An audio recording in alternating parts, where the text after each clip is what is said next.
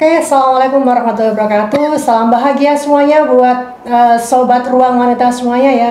Kali ini bersama saya di program Ruang Wanita. Sudah hadir di studio, ini ada Ibu Vivi Renaldi ya. Apa kabar Ibu? Baik Ibu, terima kasih. Sekali lagi ini ada di program Ruang Wanita yang akan membahas tentang kesehatan mental wanita. Benar. Beliau ini adalah seorang ahli di bidang psikologi ya Ibu ya, yang akan berbagi buat sobat Ruang Wanita semuanya terkait dengan kesehatan mental. Oke, Ibu. Siap. Ya. Mungkin Ibu bisa menyapa dulu nih buat sobat Ruang Wanita semuanya ya. Oke, selamat siang untuk semua sobat di Ruang Wanita. Di sini saya menemani ibu-ibu semua, para wanita. Kita lagi bahas masalah tentang kesehatan mental, Ibu ya. Seru ya kalau kita ngomong soal kesehatan wanita. Karena wanita zaman sekarang itu kayaknya dituntut harus sangat rentan sempurna, ya Ibu ya. Oke. Ibu ya, kalau kita ngobrol tentang kesehatan mental wanita nih, menurut Ibu Vivi ini kenapa sih ini harus kita up ya? Kita harus bahas bersama ya. Benar. Ya? Karena kita berdua wanita ya Bu ya. Jadi gini, memang sangat penting sekali peran wanita itu, apalagi dalam kasus kesehatan mental. Kenapa? Karena wanita itu banyak tuntutan. Nah, tuntutannya benar. Ya. Jadi apalagi wanita yang bekerja, tuntutannya double, nggak di rumah juga kita sering disebut bahwa wanita itu multitasking ya. Benar, multitasking dan benar. Apalagi juga kayak kita di Indonesia ini kan hidupnya tuh patriarki ya. Sudah pasti tuntutannya lebih dari laki-laki gitu. Nah, makanya kenapa para wanita itu banyak cenderung mengalami ketidakstabilan emosi. Benar, karena mereka tidak mengetahui cara mengelola stres terutama. Kenapa? Karena wanita itu cenderung tidak bercerita. Oke, sebentar Ibu ya. Terkait dengan isu-isu yang akhir ini marak ya. Sebenarnya miris sekali ya. Mohon maaf, ini sebenarnya apa faktor penyebabnya ya ketika yang lagi hit ini ada perempuan yang bakar suami gitu Bu ya. Ini kan horor banget ini ya, seperti itu. Kenapa hal seperti ini terjadi? Ada seorang ibu yang bunuh diri lah. Apakah ini juga ada kaitannya dengan kesehatan mental ini Bu Vivi? Sangat sangat ada. Karena apa? Satu mungkin tidak didengar. Oh, nggak didengar. Nah, jadi wanita yang benar gitu ya, membungkus kita wanita ini ya dengan tuntutan yang banyak ini, kalau kita didukung oleh pasangan, didukung dengan oleh keluarga, mental kita ini cenderung stabil. Berarti kata kuncinya di sini adalah pasangan. Ada semuanya ya. Dukungan ya. Ini ada dukungan dari pasangan dan keluarga. Ini mungkin jadi support system kita ya. Kayak tadi fenomena ya, kayak kasus yang istri bakar suami itu.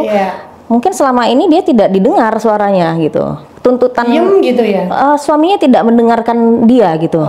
Jadi sudah ngobrol tapi nggak didengar gitu. Iya, makanya puncak emosinya yang tidak dikelola dengan baik itu dengan saat dia melihat suaminya pulang kerja, saat itu dia butuh finansial ya, ekonomi.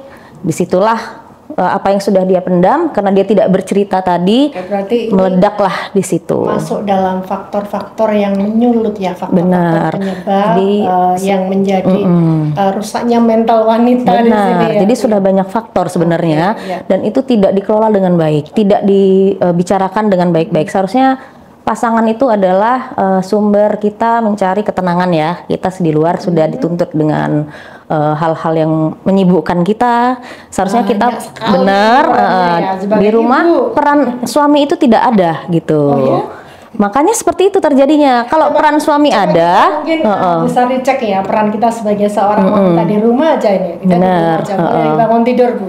Kita sebagai apa kira-kira? Kita pasti sebagai ibu dong ya. Sebagai koki, sebagai ibu, ahli manajemen, ahli ekonomi, benar. Nanti nyusul berikutnya. Dan itu tuntutannya wanita harus perfect. Nah, dan satu lagi yang buat wanita ini cenderung emosinya tidak stabil, tidak ada apresiasi, tidak ada penghargaan. Tidak ada support, tidak ada penghargaan. Benar. Gitu ya. Kemana larinya wanita? Kalau seperti itu. Tadi sudah disampaikan oleh Ibu Vivi bahwa faktor-faktor penyebabnya nggak didengar ya, kurang apresiasi ya. Sekarang sebagai solusinya ini Bu. Solusinya ini kita boleh cari dari dalam diri kita sendiri atau kita harus butuh bantuan dari orang lain nih, eksternal kita nih.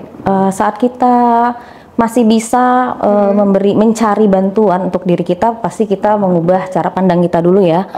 Jadi kita melihat segala sesuatu itu hal yang positifnya dulu gitu. Bersyukur dulu, benar. Hal positifnya dulu. Benar. Ya, karena memang setiap wanita, setiap pria juga mereka punya perjuangannya masing-masing. Saya sepakat dengan itu. Kita punya perjuangan masing-masing. Ya. Nah, untuk itu kunci utama dalam diri kita ini agar kita stabil emosinya, itu utamanya adalah kita menyadari diri, bersyukur dulu, kita sudah hadir di sini, kita bermanfaat dulu, kita ternyata bermanfaat untuk anak kita, untuk suami kita, untuk orang-orang terdekat kita, seperti itu. Saya mau satu-satu ya Bu ya. Jadi dalam diri kita sendiri kita harus coba terima dulu ya, menghargai diri kita sendiri dulu ya, sebelum kita nanti istilahnya berharap ke pihak luar, kita harus sayang dengan diri kita sendiri dulu. Sekali. Ya, seperti istilahnya, itu. Jangan berontak dulu ya, jangan menolak dengan keadaan diri kita. Menerima dan kita bersyukur dulu. Bersyukur. Itu salah satu kunci ya, kunci agar kita bisa menerima keadaan di luar yang udah hiruk pikuk ya, Ibu ya.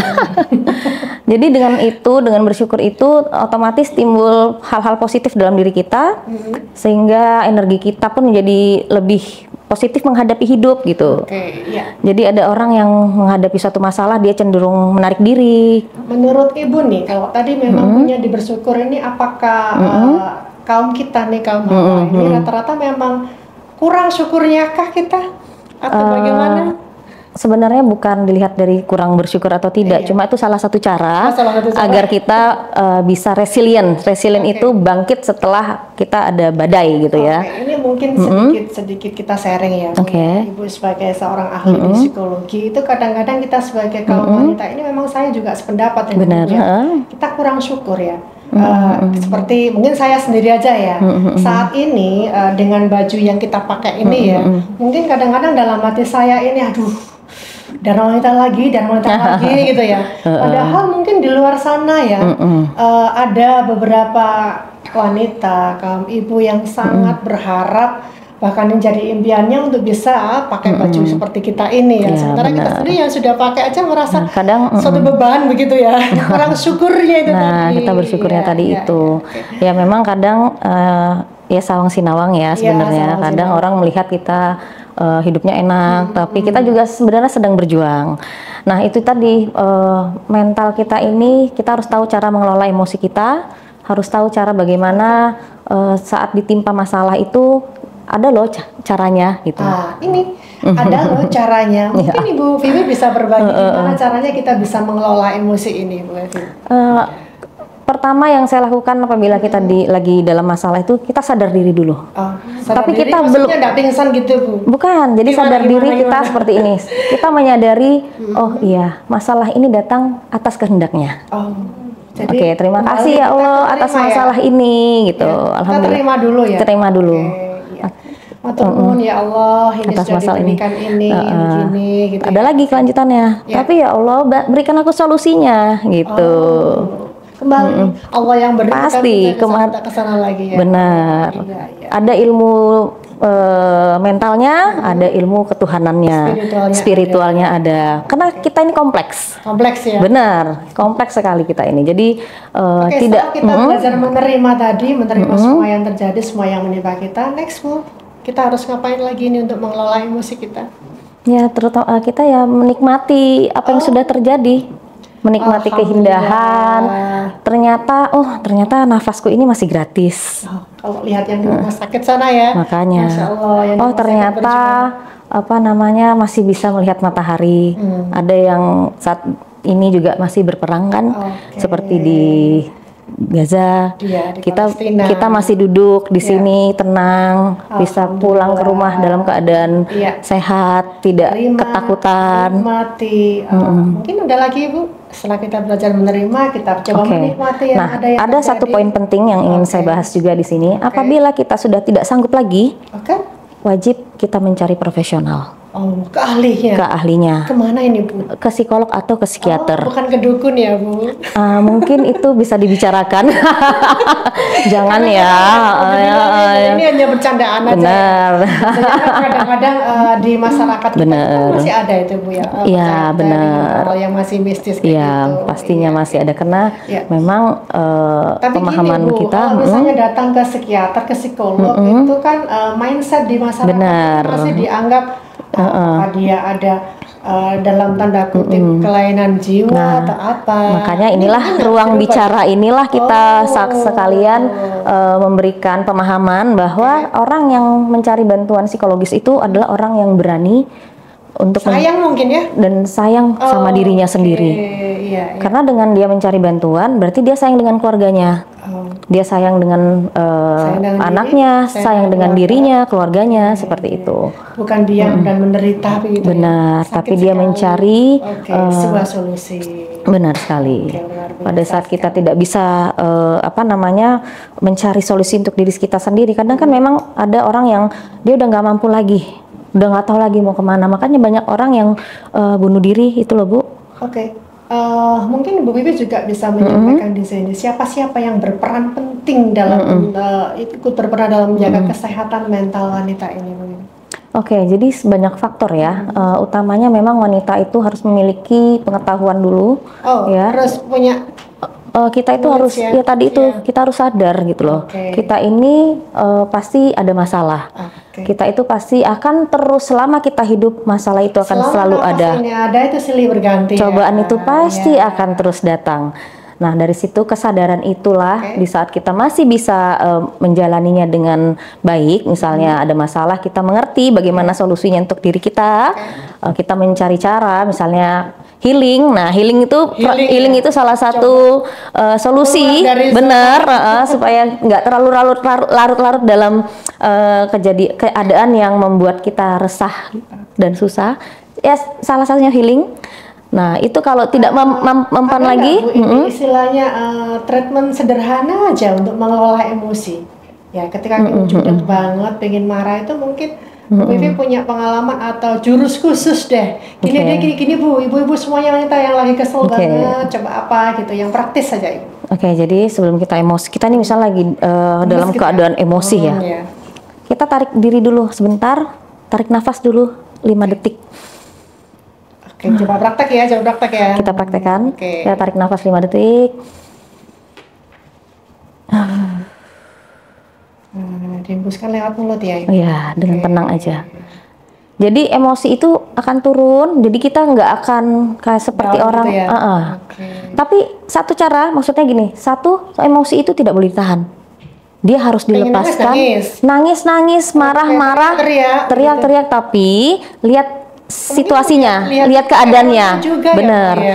Kenapa emosi itu harus dikeluarkan? Karena kalau kita ngempet ya, kalau bahasa di sini tuh mendem ya, itu akan kena ke fisik, karena ke penyakit lambung, karena sakit kepala yang tidak tiba-tiba benar. Terus kita ngerasa kecemasan, kita tiba-tiba jantung berdebar. Keringat dingin. Banyak artis-artis itu yang anxiety.